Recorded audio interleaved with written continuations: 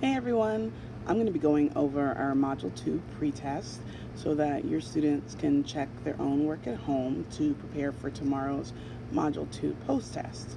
So I explained this in class. I went over some of the trickier problems, but I did tell them that I would make a video going through each problem and how to solve it instead of just sending the answer key in case they needed to watch it again. All right, so let's start with the first one. Number one is solve each problem, show your thinking. What I've been telling your students is that for this one, it is a 2-point question. So this first one is 1 point for solving each problem, and then also 1 point for showing your thinking. Jessica drove 357 miles on the first day and 426 miles on the second day. She spent $104 on gas. How many miles did she travel? Well, first I'm going to use my cubes chart.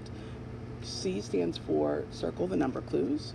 So I'm going to circle 357 miles. I always try to do the subject that those numbers are talking about too. 426 miles and then $104 on gas. Okay, for you, it's underline the question. And as I underline it, I'm going to read it again. How many miles did she travel? B in cubes is box the keywords. So some words that I feel like might be keywords are the first day, that phrase, the second day. And I feel that those are keywords because it kind of tells me that there are two different parts. And then also, I noticed that attached to the numbers, some of the numbers have the word miles after them. And the other number has gas, but the question says miles. How many miles did you travel? So I feel that the word miles is a keyword, so I'm going to box that. And then we evaluate and draw. Now, the reason why we do cubes is to get rid of information that we don't necessarily need. So I noticed that they added an extra number in there, $104 on gas. But if you reread, which I always encourage you to do, the question, it says, how many miles did she travel? It's not talking about gas or money. It's talking about miles. So I know that the only two numbers that I need to deal with are 357 and 426. Now I'm going to solve. I'm going to use a place value strategy that I know and I'm comfortable with. Right now I'm going to use the H2O place value grid. So I'm going to stack the problem. So I'll start off with 357 plus 426. Now I know using a place value grid, I'll need at least 3 different spots down here. This is for my ones total, this is for my tens total, this is for my hundreds total, and under this line is my final total. So 7, and I'm going to make these lines too just in case. So 7 plus 6, those are my ones. That equals 13. If I know 6 plus 6 is 12, then 7 plus 6 is 1 more. So 13. So 13 I know has one group of 10, so I'm going to put the 1 there. I'm going to put the 3 extra ones here so that it makes 13. And that's the total value of my ones. Now I'm going to go to the next line. But first I'm going to put a box through this because I don't want to fill in that box. I'm done with my ones. Now I'm moving down to my tens. I've got 5 tens plus 2 tens. Not 5 plus 2. 5 tens plus 2 tens would equal 7 tens. So if I put my total value in there, it would be 70. Now I'm going to put an X in this box because I don't want to accidentally use it. Now I'm at the next line, which will be my hundreds. So 300 plus 400 would be 700. Now that I have these numbers, I'm going to add these 3 rows that I just created. 3 plus 0 is 3. 1 plus 7 plus 0 is 8. And 7 is 7. So my answer would be 783. B says, at the end of the first term, Caleb had 126 books. Mary read 135 books. How many books have they read in total? If I go through cubes, I'm going to first start by circling my number clues. So 126 books. I see 135 books. I don't see any other numbers here, so I'm going to move on to U, which is underline the question.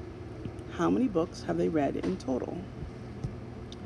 Next, I need to look for keywords and box them. These keywords either are clues to help me solve, or they tell me what operation to use.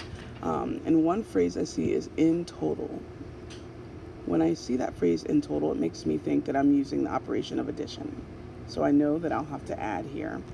And I see how many books. So how many is telling me, how many in total is telling me I have to add.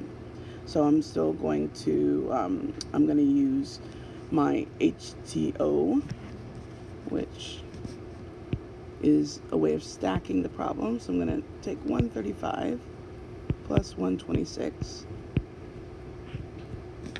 And then I'm going to make my lines here. The first one is for the ones total, tens total, hundreds total.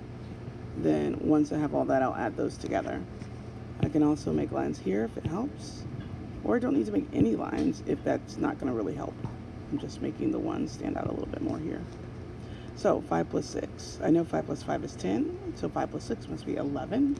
And I'm going to put that 11 in the correct place value spots.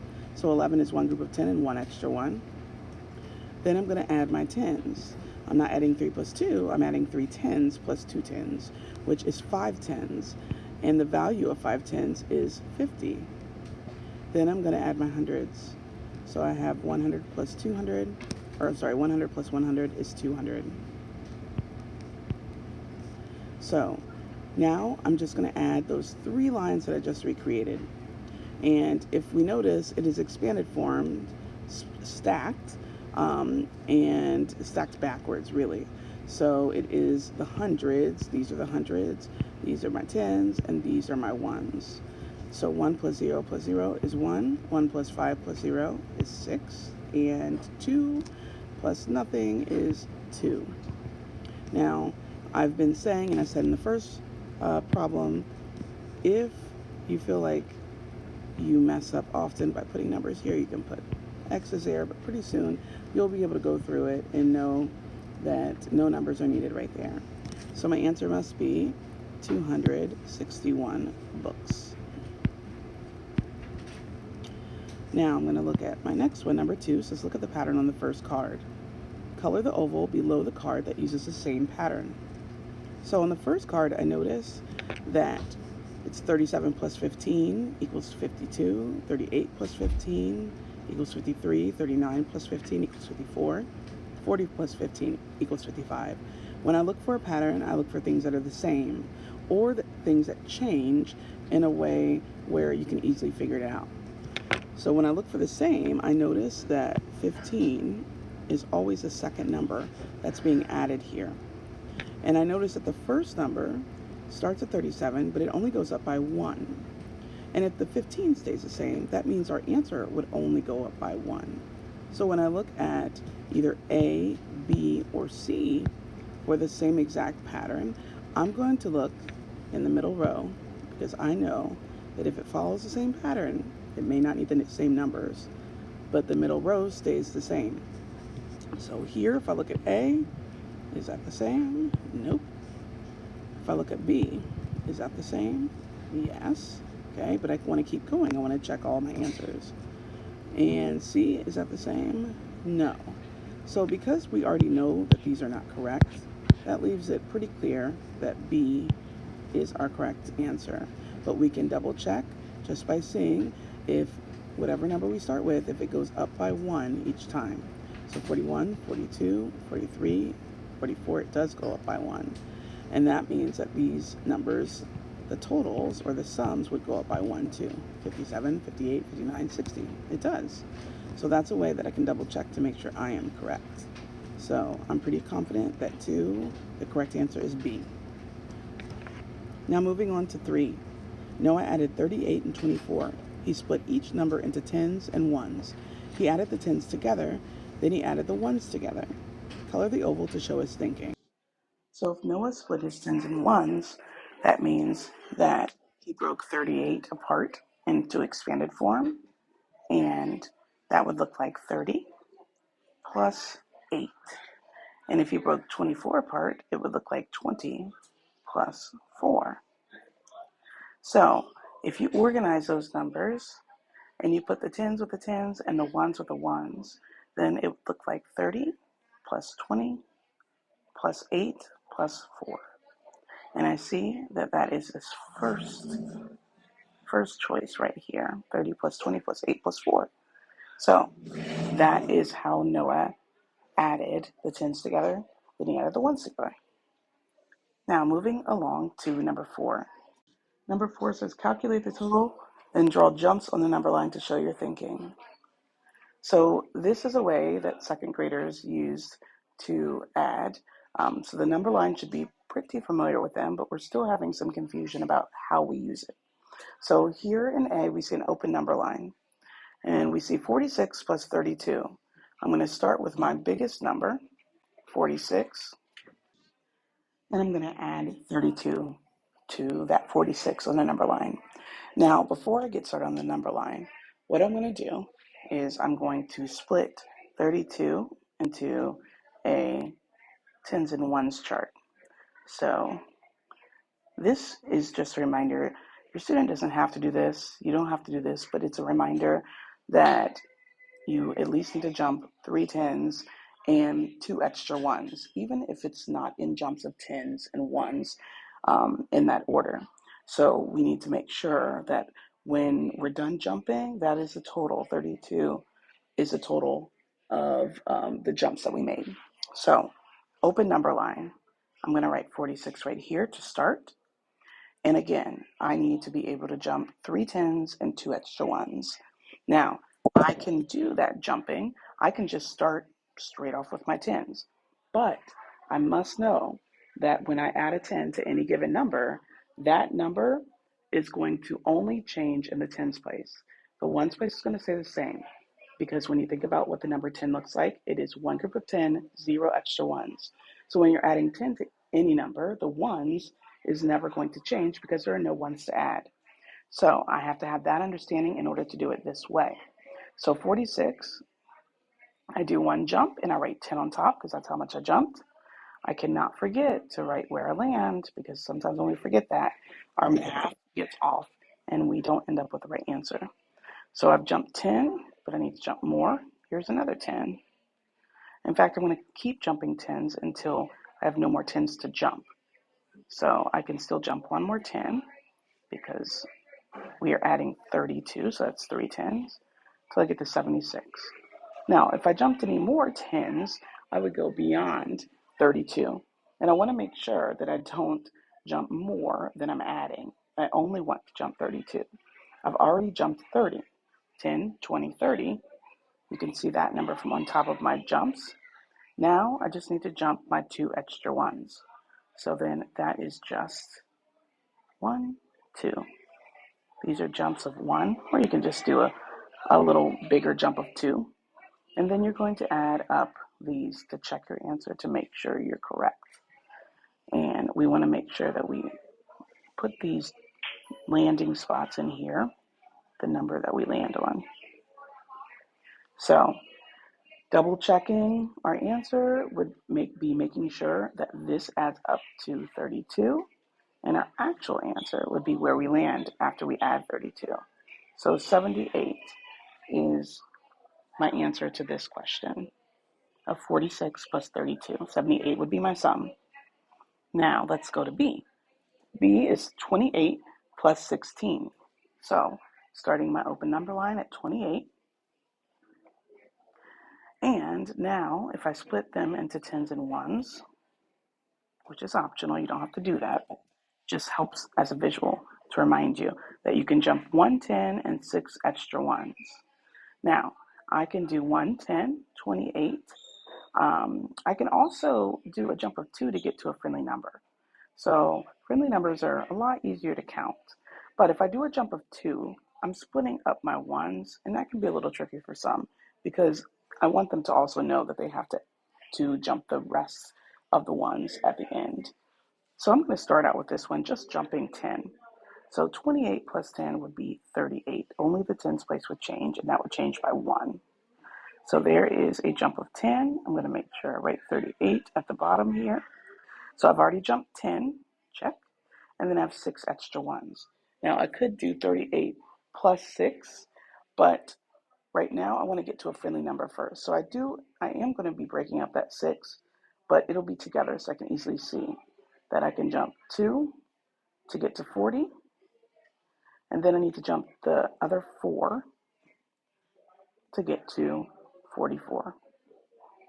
So if this adds up to be 16, and that's how much I was supposed to add, then 44 is my sum, and that is my answer. My final number line problem on this page is C, and here we are adding 104 plus 69. So again, we're dealing with more tens and more ones here, so we want to make sure that we're adding the right amount. So I start with 104. And here, since I have 6 tens, I could choose to add by tens. But since we're starting at such a low number in the hundreds, I can make a bigger jump and include more of my tens. This time when I jump, I am going to find that friendly number first since I'm adding so many tens. So I'm at 104 and I want to get to 110 because it's going to be easier for me to add the correct amount of tens once I get there. So I'm going to do a jump of 6 because I know that 4 plus 6 will get me to 10. So when I do that jump of 6, that lands me at 110.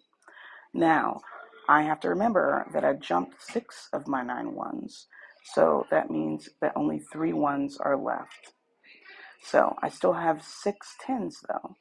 So if I jump 60, I can do one big jump and call that 60. And that means that my 10 spot is going to go up by 6. So it's already at 1. If I add 6 to 1, then that is 7. So it's going to end me up at 170.